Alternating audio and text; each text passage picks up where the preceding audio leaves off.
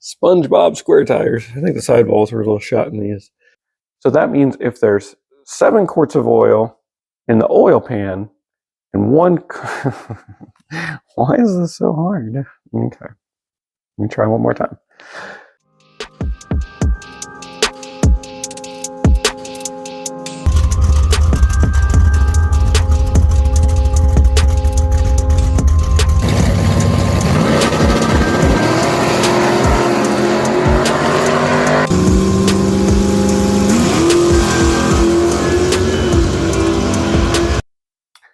Welcome back to Windy Hollow Garage. I am still working on the Roadster. So I am currently waiting on the oil pan gasket so I can get the oil pan mounted and then prime the system and go through and get all that ready for the year. But in the meantime, I still have some other work to do. As you can see, we have some very flat tires here. So it's time for some new slicks. We try to give Grandma's piggy bank a chance and try to stretch the slicks out for 2 seasons. Unfortunately, at the end of this season, these were pretty well spent and weren't really working very good anymore. And while we're waiting on the oil pan gasket, I also have NHRA requires that you replace your seatbelts every 2 years, folks. So I need to put new seatbelts in this thing. So props to RJS, because I sent these out to them on Tuesday. And I had new seatbelts by Thursday. I could not believe it. So let's go ahead and we'll getting the tires off of this thing is kind of a pain in the tuchus. So let's see. We have a wear hole right here, and you can see there's not much left on the wear hole. These usually will hook down to the cords, but these weren't really working that great at the end of last year. I think they were officially spent. All right, well, let's get to it. It's actually good that I let the slicks go flat, because that makes it a lot easier to get them off. I have to flatten them out anyway. SpongeBob square tires. I think the sidewalls were a little shot in these. What do you think? I think the sidewall was a little wore out because it won't even stand up on its own. You can see I run Mickey Thompson 32 by 14 S. This is like the best. I've tried quite a few tires on this car. I've tried Toyos. Those were actually awesome tires. This Toyo made 1432 drag slicks for a little while, and they worked really well. And I have also tried, it had Goodyear tires on it when I bought it, and they worked okay. And I tried Hoosier tires, and this car did not like the Hoosier tires at all. It rattled them all the time. I don't know what that was all about. So we stick with the Mickey Thompson 1432s. I have a hard time remembering what socket fits the wheel, so I mark it W for wheel.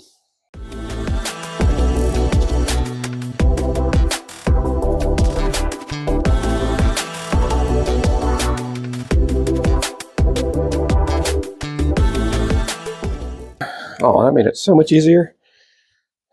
Just letting nature take its course. All right. So you can see we got Willwood brakes on the back, which I just put on not that long ago, maybe like last year, 2 years ago, I think. So Willwood brakes, the pads in them still look brand new. So that's good. We will clean that up a little bit.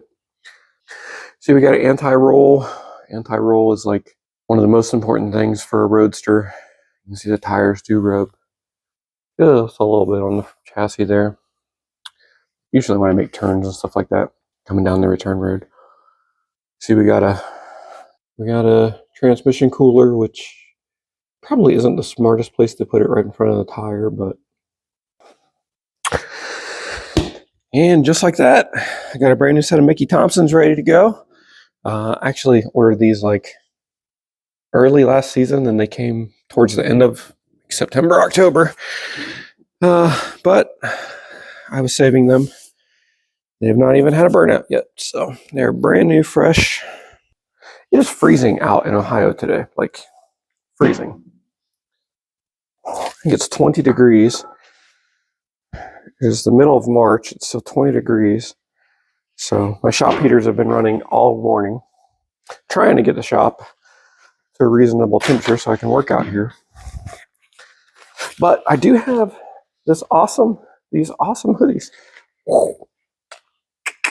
There's these awesome hoodies to keep us warm now. Mom has literally not taken hers off since they came. Between the Betty White one and the Midnight Magic one, that's literally, I think, all that she's worn since they came. Pro tip: one thing you want to take notice of when you go to the other side to mount your tire, take notice of where your valve stem is. And then when you mount your other tire, make sure your valve stem's in like the same place, because then when you're checking your tires in the trailer and the lanes, things like that, it'll be in the same spot. You check your tires like 1,000 times on a drag car. Literally, like, you check them in the morning, you check them in the evening, you check them in the afternoon, check them before every run. Like, so it makes it nice when you have the valve stem in the same place. Also, don't forget to lube your anti-roll bar. You gotta spray some lube on the anti-roll bar, otherwise they do get a little bit, I've noticed mine gets a little bit bound up. It'll be super stiff after a few runs. I think you're supposed to use like the moly, like the graphite moly stuff on it. But with the burnout water and stuff slinging on mine, that didn't work. It would just crust up instantly. So I found that this Teflon like chain saver stuff that I got from my dad works really good. So I hit it with this about, I don't know, 4 times a year. I'll lay under the car throughout the season, kind of push up on it and see if it's gotten stiff or not.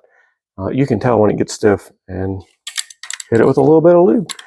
Everything in life is better with lube and fire. So, all right, we got everything cleaned up on this side. Got everything tightened back down, or all the bolts checked on the brakes. And I figured while we're in here, you can see the seat belts mount right there.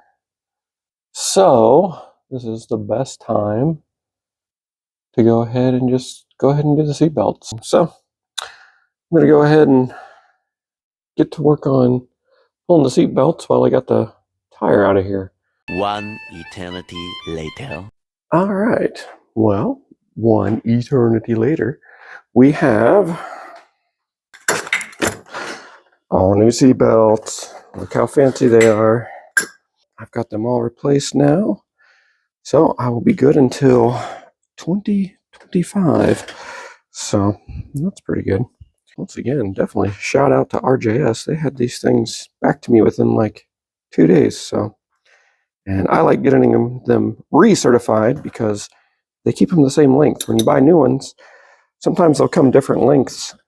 All right. Only thing left is to throw our missing wheel on, and I think we'll probably be about done for the day. Oh, we have a small problem. We have the slightest little leak. I think there was just one little porosity in the weld right there, and it is leaking oil. So I have to take it back off and take it back over and get her just, you can see it just seems like 2 little touches right there. Boop, boop. Much later. So we're finally able to add oil back to the Roadster. So that's a win. So if there's ever something you're not sure about when you're working on a Big Block Mopar, trust me, somebody on Moparts will know.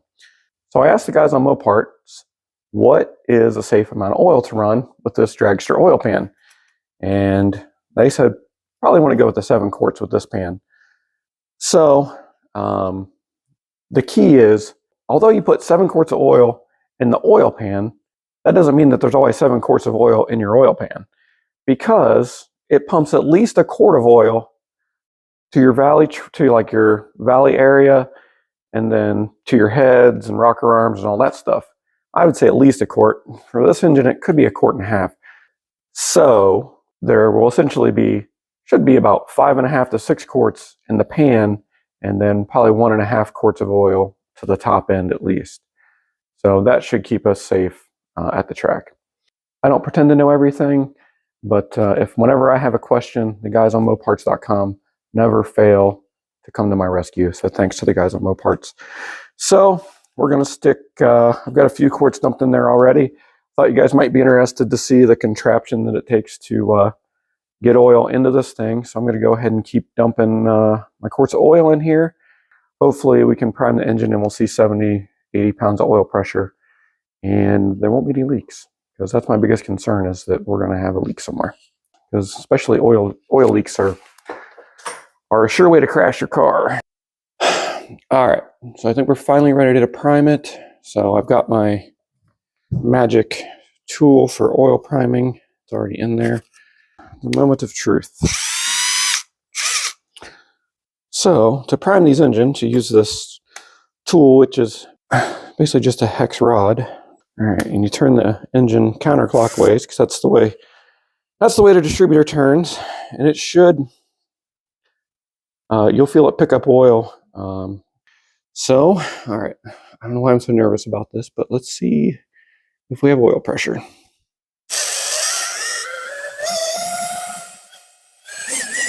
There we go. There we go. She just grabbed. Yes. Yep, the gauge still showed 30 pounds just walking over there. I think the reason I get nervous about things I don't know, and I just don't, this is something I've never used this external oil pump kit before. It's probably not that big of a deal, but it just makes me nervous. That's how you know it's biting, because when your drill makes the clicky noise. So we need to put her in full mode, and you gotta brace the drill pretty good, because she'll break your wrist when it grabs.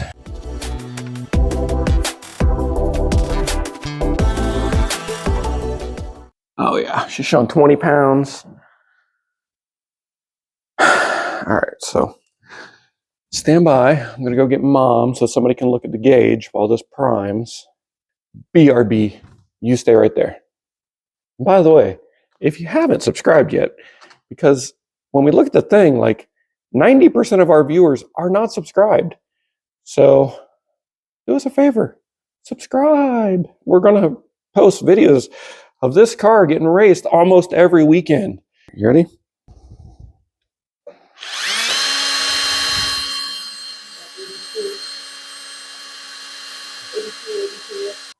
All right, so we might have too much oil pressure. I'm not worried yet, but that's a lot. 80. I think it usually has 80 when it starts up though, so that's okay.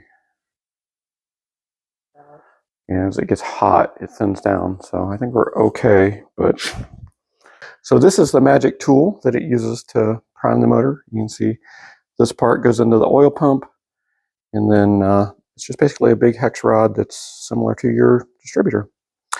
So everybody, you need one of these if you work on a Big Block Mopar, because you're going to have to prime the oil at some time. So we're ready to put the oil pump shaft back in. If you notice, the oil pump shaft has the same shaft as the oil pump prime, because this drives the oil pump. This also drives the cam gear, and since I run a roller cam, this has a bronze gear on it. The cam will actually eat this gear up a little bit. It's designed to wear the gear a little bit. You don't really see it does have a little bit of wear on it, but that's on purpose. So that's probably a little bit of the material that we see in the oil pan. It's probably off of this. This motor only has, what, 1.5 seasons on it, so it's actually really, for me, that's like brand new. It's like super fresh. So we made sure the engine was on top dead center. We made sure the distributor was pointing at number 1 cylinder, and we marked the location of this, and we did all of that basically so that when we put it back together, we should have the timing fairly close when we go to start it.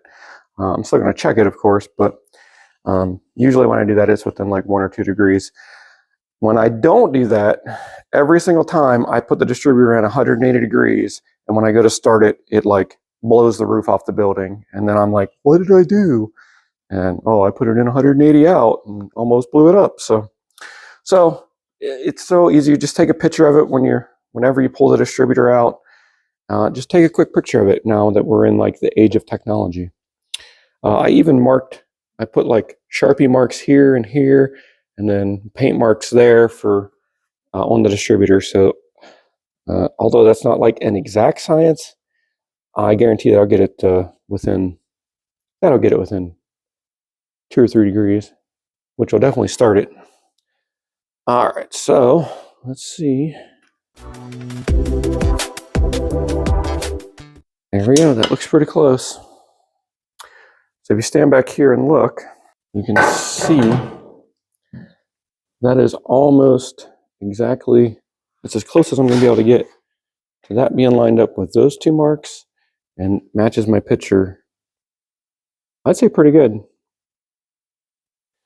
You only have so many options there with your gears, and I would say that's as close as we're going to get. So that was surprisingly easy. I got that on the first try. All right, so now we'll stab the distributor in, and we're plugging along. So now we're ready to stab the distributor in, and this is going to be super easy. So we'll just line, let's see, we need to point our thing at number 1, which is going to be right there.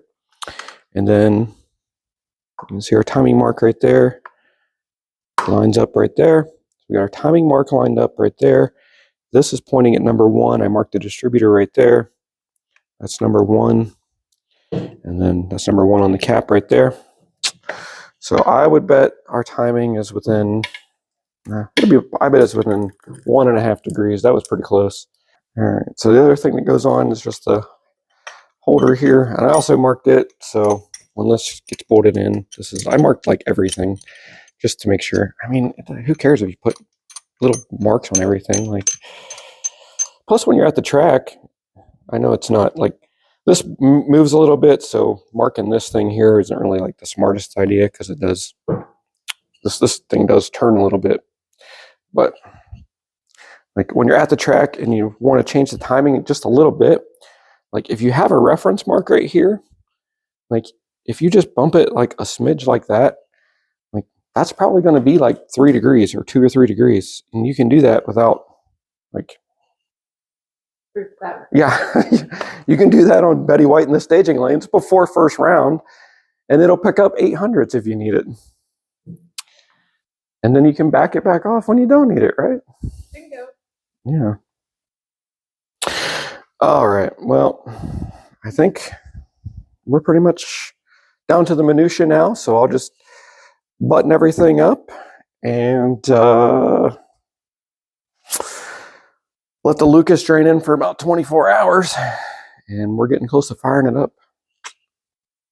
One of the most important things we do every off season and during the season too is check the valves. So to check the valves on one of these Big Block Mopars, it's not too overly complicated, but it does take some time, at least the way I do it. There's a lot of different ways to do it. This is just the way that I've chosen to do it. I've tried a lot of different ways over the years. There's a lot of different thoughts on Moparts about how to check the valves. You can use the old Mopar sticker. You can, I don't know, there's a lot of different ways. But with the shaft rockers, I like to run the valve adjacent to the one we're checking so that it's at top lift, because that means your other side is on the base circle and it stretches the shaft rocker as far as it's ever going to stretch. So if you set your lash to 20 and your intake valve goes down all the way, well, it actually pushes down, especially when you have 300 pounds of spring pressure. It's actually going to push this rocker shaft up a couple thousandths. So your 20 thousandths is going to become 22 or 23 thousandths when your other adjacent rocker arm is at full lift. So I always check them when the adjacent rocker arm is at full lift, and that's worked out best for us. And for this particular engine, I set all the rocker arms at about 15 thousandths cold. And I ride it on the chassis the radiator, the chassis, the valve cover, and every rocker arm so that I don't forget. And I also write it, as we go through and check them, if the feeler gauge goes in there tight, then I consider it 14. If it goes in there perfect, I consider it 15. If the feeler gauge is a little bit loose in there, I consider it 16. That's probably not exactly right, but that's kind of how I do it. And obviously, if it feels looser than 16, then I'm going to relash the valve. And if it's tighter, if it won't go in there, then we're going to have to check something too. And the most important thing is if they get tight, if the valve lash is tightening up, it's probably because the head of your valve is starting to rose tip a little bit. So that's probably one of the most concerning things. If your valve lash is mysteriously all of a sudden tightening up, you've got a big problem. And if your valve lash is all of a sudden you come in here and it's 17 or 18 thousandths, you've got a problem too, because that means the roller on your lifter wheel is probably on the verge of death. So if it's too tight or too loose, you've got a problem. So you can see this engine has, like I said, it's suffered some trauma before. These rocker arms have taken some abuse over the years. When things have blown up, they've got some marks on them and stuff like that. But they still work fine. So let's go ahead and go through just a couple of them real quick. So I do it all by hand. A lot of guys will use the starter button and things like that. I just can use the exercise anyway because I'm kind of fat. So I can use the exercise. So I'll just turn it over until I just start with number 1 and work my way down the line. It is a little bit extra work, but I can use a little bit of extra work. And there goes the number 1 exhaust. So you can see that going all the way down. And when that gets all the way down where it stops moving, so that's where I consider, okay, so your exhaust valve is at full lift. So now you can see this is the lash on your intake valve. So we get our feeler gauge, pop it in here, and that one drags just about perfect. It's got the perfect amount of drag on it. So I marked that one at 15. And now we'll go ahead and do the exhaust side, which is just turning it over to the other side. And you would be surprised how much this shaft will deflect from those valve springs. I mean, at open pressure, I think these have 680 or 700 pounds of pressure. I think these are pretty strong valve springs. So it'll actually push this, I think it's like 3 thousandths is what I checked it out before. So now I think we got, that is at full intake lift. So now your exhaust, now we'll just check the exhaust. And that one's a little bit on the loose side. So I'm gonna rate 16 on that one. It still drags. There's no slop or anything like that. It's probably not actually 16. It's probably like 15.5 or something. But I'm just going to rate 16 on it. And then when you come back through and do them next time, you'll know, okay, this one was 16. So if it's at 16 again, it's fine. But if it's at 14, then something's changed. And if it's gone from 16 to 18, then you might have something wrong as well. But it's pretty much that easy. Now we'll do that 16 more times, 14 more times. So it's not too hard. It just takes a lot of time, a little bit of a workout there, but it's good for you.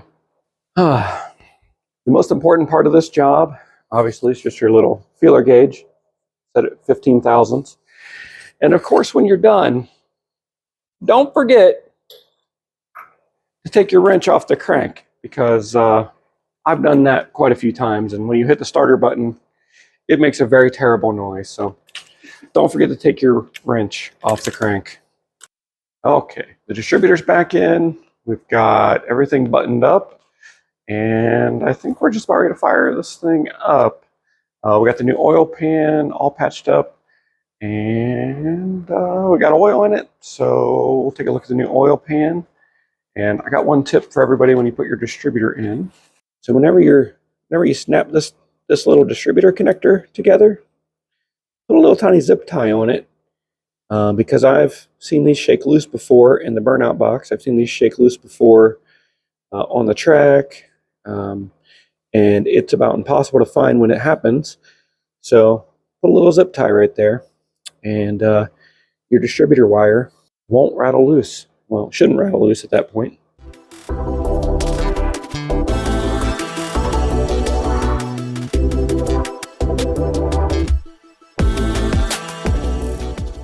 And here's our fancy new oil pan finally installed.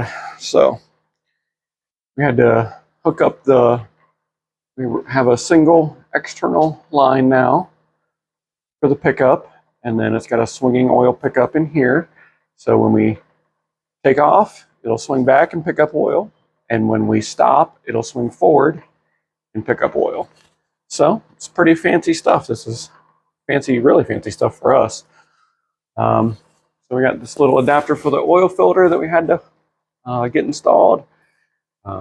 Still uses the factory oil filter location, but yeah, I think we finally got it.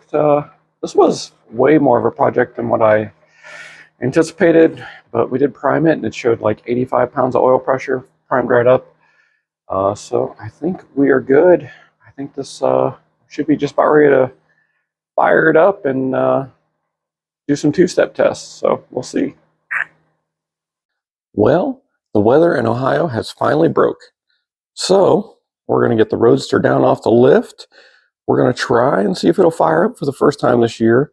We're going to go through and check the timing, check all the things, make sure it has oil pressure with the new setup.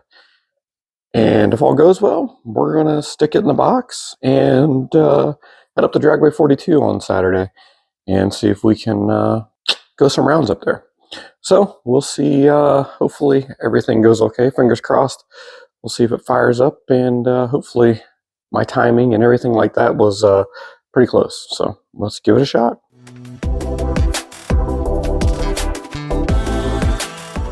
Can't go racing without safety equipment, so I pulled all the stuff out of the motorhome. Yes, the roll cage was very, very, very close to the roof.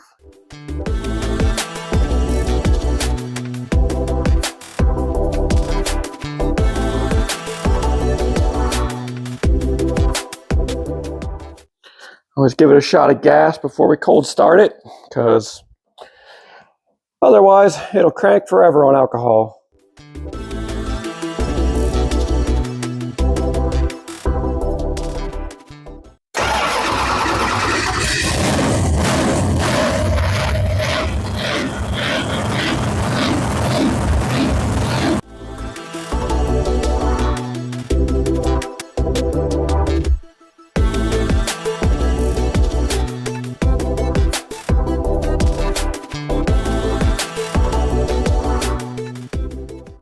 It's actually not dead. I figured we better charge the golf cart, because you can't race at 42 without a golf cart, or your life will be miserable. Well, we do have the scooter too. I did check the timing off camera, and my little trick worked. It was 35, 36 degrees, so you can tell when they start, how they start, if the timing's right on these Big Block Mopars. Danger, danger.